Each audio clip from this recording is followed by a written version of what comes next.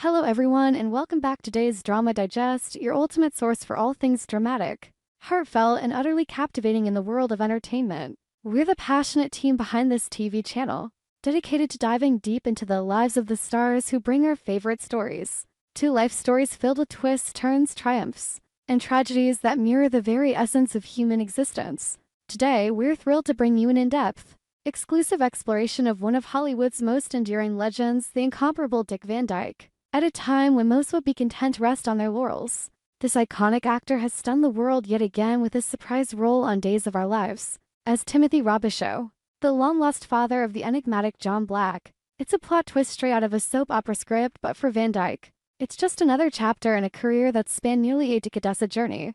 That's been nothing short of an epic odyssey through the glittering, grueling, and glorious landscape of American show business. Imagine this, a man on the cusp of his 100th birthday, stepping into the spotlight of daytime television with the energy of a newcomer, delivering lines with the precision of a master craftsman, and leaving audiences breathless. That's Dick Van Dyke for you. Recently, in a series of candid interviews cycling a poignant sit-down with today's Elle Rocker opened up about his extraordinary life, sharing tales of professional highs that soared like fireworks across the sky, personal joys that warmed his soul like an eternal summer sun, lingering regrets that haunt him like shadows in the twilight, and the bizarre, almost mystical gift of longevity that has allowed him to witness and shape the evolution of entertainment itself. As we delve into this story, prepare to be swept away by the drama, the laughter, the tears, and the sheer resilience of a man who refuses to let time dim his shine. Let's start at the heart of the latest buzz, Van Dyke's unforgettable stint on Days of Our Lives. It was back in 2023 when whispers first began circulating in the soap opera world, rumors of a legendary Hollywood figure joining the cast of this beloved Peacock series, which has been weaving intricate tales of love, betrayal, and family secrets since 1965. Fans were skeptical at first. After all, Days of Our Lives is known for its dramatic revelations. But casting a 97-year-old icon like Van Dyke seemed almost too audacious, too perfect. Yet there he was, embodying Timothy Robichaux, a character shrouded in mystery and amnesia, revealed to be the biological father of John Black, played by the stalwart Drake Hodgeston. The storyline was a masterstroke. Timothy, a war veteran lost to time and memory, emerges from the fog of forgotten years, reuniting with a son he never knew, in a Salem filled with intrigue and emotional landmines. The episodes aired in the fall of 2023, and oh, what a spectacle they were. Van Dyke's portrayal was nothing short of mesmerizing. Picture this dramatic scene: Timothy, frail yet fierce, confined to a wheelchair in a dimly lit hospital room, his eyes flickering with fragments of long-buried memories. As John Black confronts him, the air thick with tension, Timothy's voice still carrying that signature warmth and wit cracks with vulnerability. "Son, is that really you?" he whispers, his hands trembling as decades of separation unravel in an instant. Viewers were glued to their screens, tears streaming, as the father-son duo navigated revelations that shook the foundations of Salem's tangled family trees. It wasn't just acting, it was a testament to Van Dyke's timeless talent, blending humor with heartache in a way that only he could. And the accolades? They came pouring in like a standing ovation that refused to end. In June 2024, at the ripe age of 98, Van Dyke made history by becoming the oldest daytime Emmy winner ever, snagging the award for Outstanding Guest Performer in a Daytime Drama Series. The ceremony was electric. Gasps echoed through the audience as his name was announced, and Van Dyke, ever the showman, quipped from the stage, "I'm 98 years old, can you believe it?" This is the icing on a very long cake. His co-stars, including Hodgeston, praised him effusively, with Hodgeston later sharing in interviews how Van Dyke's presence elevated every scene, infusing it with authenticity and joy. This late career surprise wasn't just a cameo. It was a bold declaration that age is no barrier to brilliance. A dramatic pivot that reminded us all why Days of Our Lives remains a cornerstone of daytime drama. But to truly appreciate this moment, we must journey back through the annals of Van Dyke's remarkable career, a saga that reads like a Hollywood epic, complete with rags to riches ascents, near misses, and triumphant comebacks. Born Richard Wayne Van Dyke on December 13, 1925 in West Plains, Missouri. During the Roaring Twenties, young Dick grew up in the shadow of the Great Depression, a time when dreams seemed as fragile as glass. His family moved to Danville, Illinois, where he discovered his passion for performance in high school plays and local radio gigs. The stage called to him like a siren's song, but World War II interrupted his plans. Serving in the United States Army Air Forces as a radio announcer and entertainer, Van Dyke honed his skills entertaining troops, turning bleak barracks into bursts of laughter and song. It was here, amid the chaos of war, that his optimism took root as shield against despair that would define his life. Post-war, the 1940s saw Van Dyke hustling in the entertainment trenches. He pantomimed on radio, performed in nightclubs, and even hosted a local TV show in Atlanta. But Broadway was his first major conquest. In 1959, at age 34, he landed the lead in Bye Bye Birdie, a musical satire that catapulted him to stardom. Imagine the spotlight hitting him as he belted out "Put on a Happy Face," his lanky frame dancing with infectious energy, his voice soaring through the theater. Critics raved, audiences cheered, and Van Dyke's star was born. That role earned him a Tony Award in 1961, but it was just the prelude to greater glories. Television beckoned next, and in 1961, The Dick Van Dyke Show premiered on CBS, a sitcom that would become a cultural touchstone. Playing Rob Petrie, a comedy writer navigating the absurdities of work and home life, Van Dyke delivered physical comedy masterpieces. Who can forget the iconic Ottoman trip in the opening credits? Or episodes where he tumbled over furniture in fits of slapstick genius? Alongside Mary Tyler Moore as his wife Laura, the show blended wit, warmth, and social commentary, running for 5 seasons and winning 15 Emmys.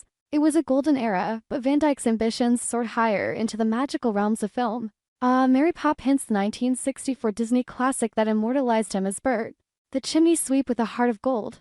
Directed by Robert Stevenson and starring Julie Andrews in her Oscar-winning debut, the film was a whirlwind of enchantment. Van Dyke's performance was a tour de force, dancing with penguins in animated sequences, singing Chim Chim Sherry, which won an Oscar, and attempting that infamous Cockney accent that drew both praise and playful ribbing. The production was grueling endless rehearsals under the hot lights, wire work for flying scenes that left him bruised and battered, but the result was pure magic. Box office gold, it grossed over $100 million and cemented Van Dyke as a family favorite. Yet, behind the scenes, drama lurked. Van Dyke battled alcoholism during this period, a dark cloud that threatened to eclipse his bright career. He saw help, emerging stronger, his resilience shining through like a beacon. Not content with one blockbuster, Van Dyke followed up with Chitty Chitty Bang Bang in 1968, playing inventor Carrick Taka's Potts in a fantastical adventure penned by Ian Fleming, yes, the James Bond creator. The film, with its flying car and whimsical songs like Toot Sweets, was a feast for the senses. Though it faced mixed reviews, Van Dyke's charisma carried it, his dances with Sally and House evoking pure joy. But the 1970s brought challenges. Films like The Comic and Cold Turkey flopped, and Van Dyke grappled with typecasting. He pivoted to variety shows like Van Dyke and Company, earning another Emmy. But the era's shifting tastes tested his mettle. The 1980s and 1990s saw reinvention. He starred in Diagnosis, Murder as Doctor, Mark Sloan, a crime-solving physician, blending medical drama with mystery in a role that ran from 1993 to 2001. Guest spots on shows like The Golden Girls and Scrubs kept him relevant, but personal storms raged. His first marriage to Margie Willett ended in 1984 after 36 years amid struggles with addiction. He found love again with Michelle Triola, who passed in 2009 from lung cancer, a heartbreaking loss that left him reeling. Yet, like a phoenix, he rose, marrying Arlene Silver in 2012, a woman 46 years his junior. Their union, filled with song and dance, became a symbol of defying conventions. Now, at nearly 100, Van Dyke insists he acts as if he's just beginning a mindset forged in optimism that has carried him from Broadway's bright lights to Hollywood's red carpets. In his recent Today interview, he laughed heartily, recounting missed opportunities. Take James Bond. After Sean Connery's departure post You Only Live Twice in 1967, producer Albert Cubby Broccoli approached Van Dyke. They wanted me to play Bond, he revealed, chuckling. But self-doubt struck. His much maligned Cockney accent in Mary Poppins made him fear ridicule. For a British spy, I turned it down because I didn't think I was British enough, he admitted, the regret palpable. Like a missed cue in a high-stakes performance. Even more poignant, passing on a film with Cary Grant, the epitome of suave elegance. I regret that every day of my life. I turned Cary Grant down. I don't believe it, Van Dyke winced in the interview, his voice tinged with sorrow. Grant, who died in 1986, represented the golden age Van Dyke admired, and the what if lingers like an unfinished script. Yet these regrets pale against his joys. I would have done it for nothing, he said of his career, emphasizing the legacy of laughter over fame. He sings daily with Arlene, their harmonies filling their Malibu home like a private concert. They dance to soft melodies when the spirit moves them slow, tender waltzes that defy gravity and time. I always look to the bright side because it's better than the other options, he quipped, his philosophy a dramatic counterpoint to life's inevitable lows. Van Dyke's secret to this strange gift of longevity? A blend of genetics, humor, and relentless activity. In his new book, 100 Rules for Living to 100, released just ahead of his centennial, He shares wisdom gleaned from a century of living. Rule 1, keep moving. Rule 47, laugh every day. A documentary chronicling his life is set to premiere at his 100th birthday celebration, promising unseen footage and heartfelt tributes. And is not done. He dreams of playing Ebenezer Scrooge in A Christmas Carol, his eyes twinkling at the thought of one more transformation. As we wrap this epic tale, one question lingers like a cliffhanger. Do you admire Dick Van Dyke? This man who turned personal battles into public triumphs, who danced through decades with unyielding grace. And will we see him grace days of our lives again? Perhaps reprising Timothy Robichaux for another shocking revelation?